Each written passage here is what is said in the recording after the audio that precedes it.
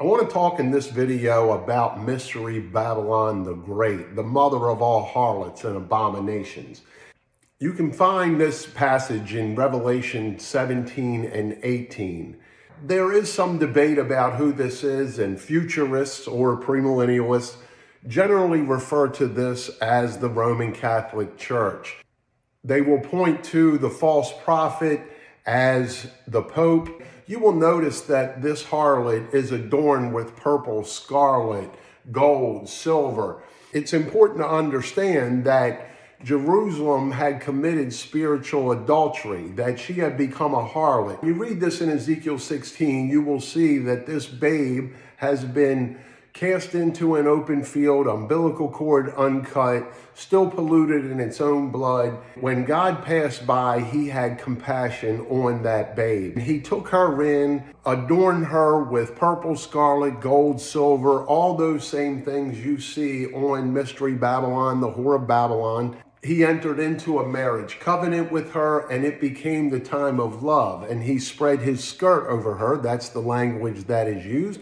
But then as you read the second half of Ezekiel 16, you'll notice that all that's talked about is Jerusalem's whoredoms, her harlotry, her fornication. She had continually worshiped other gods, the Chaldean gods, the Assyrian gods, the Egyptian gods, and so forth. Well, it is said numerous times over in the New Testament, Jerusalem, Jerusalem, thou that killeth the prophets. In fact, it is said in the New Testament that it is impossible for a prophet to die outside of Jerusalem. We know that Jerusalem killed their own prophets.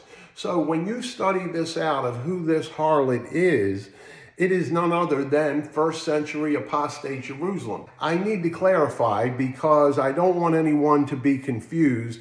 This is in no way has to do with present day Jerusalem or Israel, any of those type of things. Now, mind you, futurists do bring Israel and Jerusalem into the picture. Was a futurist for over 10 years and did believe that and read many books and studied that intensely, believing that the Bible was foretelling the future.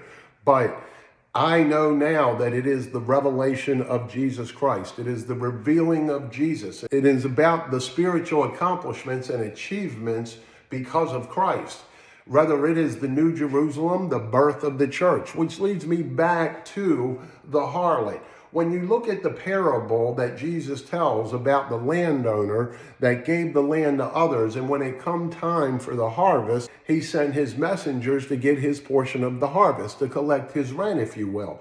And they beat some and sent him home scornfully. He finally sends the son. They kill the son. Jesus in the parable tells us what will the landowner do? He will kick him off the land and he'll give it to others who will render him the fruit. Same thing you would do if you had a tenant that wasn't paying. You would put somebody in there that would pay. A lot of different people that study eschatology put something in the physical on this, whether it's in the future or whether it's in the past. But many different times they are putting something physical on this when the book of Revelation is to be understood from a spiritual perspective. It is all symbolic. The seven-head, ten-horn beast isn't symbolic, and the New Jerusalem is literal. We are not looking to walk on golden streets one day. We walk on those golden streets now. I encourage you to subscribe. God bless.